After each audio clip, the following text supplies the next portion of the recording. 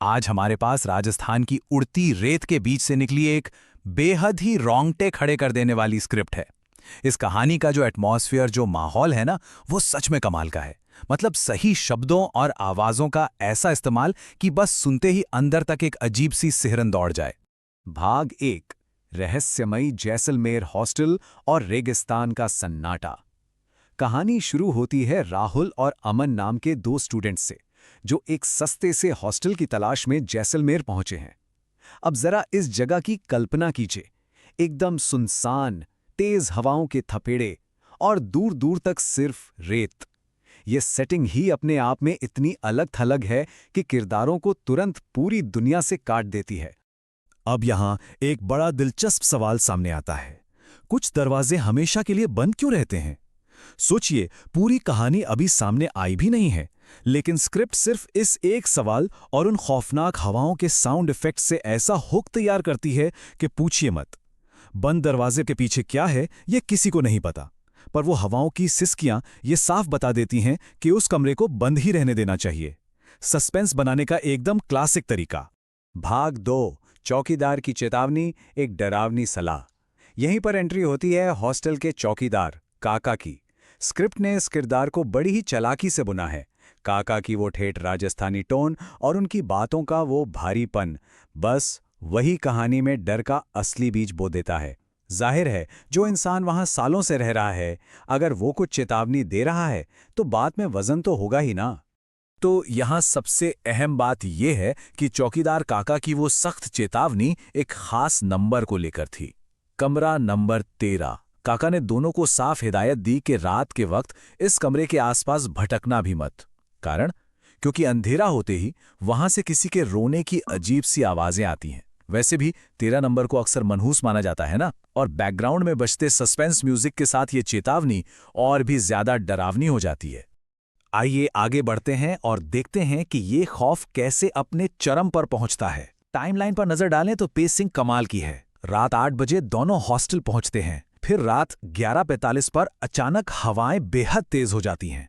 ठीक 12 बजे किसी लड़की के रोने की आवाज गूंजती है, और फिर 12:05 पर जैसे ही वो दोनों कमरा नंबर 13 के पास पहुंचते हैं, वो दरवाजा एक खौफनाक छर्र की आवाज के साथ अपने आप खुल जाता है। ये क्रोनोलॉजिकल बिल्डअप सच में रोंगटे खड़े कर देता है।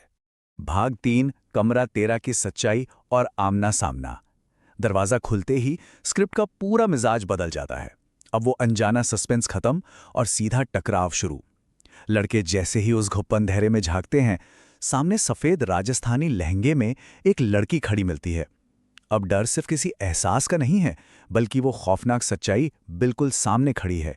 और तभी वो आत्मा, जिसका नाम सिया है, एक ऐसा सवाल दागती है जो खून सुखा दे। तुम यहां क्यों आए हो?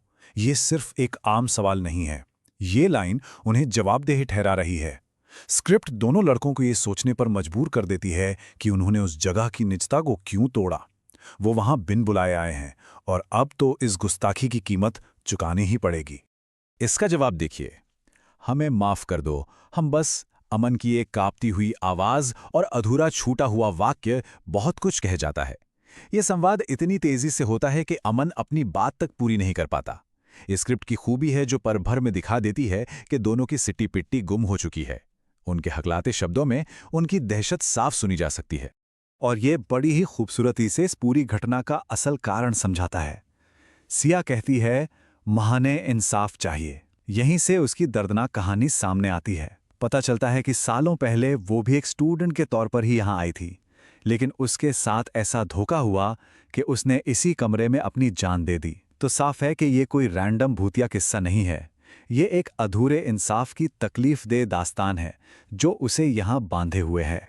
सिया का दर्द सुनकर राहुल जोश में आ जाता है और एक बड़ा भारी वादा कर बैठता है कि वो उसकी कहानी पूरी दुनिया को बताएगा और उसे इंसाफ दिलाएगा। लेकिन यहाँ स्क्रिप्ट एक बहुत बड़ा मास्टर स्ट्रोक खेलती है।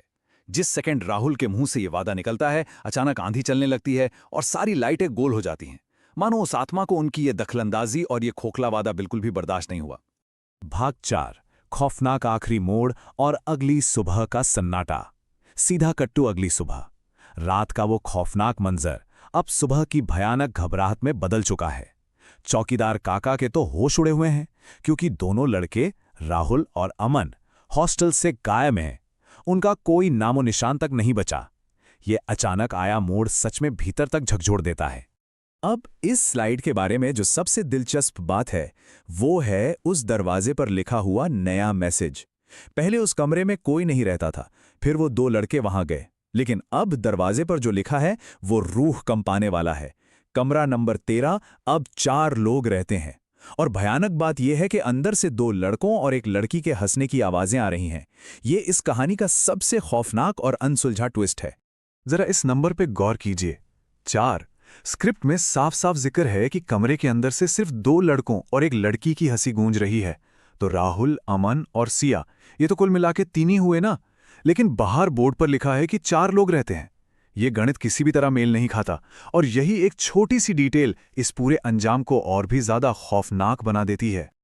और इसी के साथ हम एक बहुत ही खौफनाक सवाल पर आकर खड़े हो जाते हैं। 2 लड़के और एक भूत मिलकर 3 होते हैं, तो फिर वो चौथा कौन है? स्क्रिप्ट इसी रोंगटे खड़े कर देने वाली उलझन पर खत्म होती है। ये साफ इशारा है कि राजस्थान की उन सूखी रेतों में कुछ राज आज भी हमेशा के लिए दफन है। सोचने पर मजबूर करने वाले इस विश्लेषण में साथ बने रहने के लिए शुक्रिया। यकीनन इस कहानी ने नींद उड़ाने का पूरा इंतजाम कर दिया है।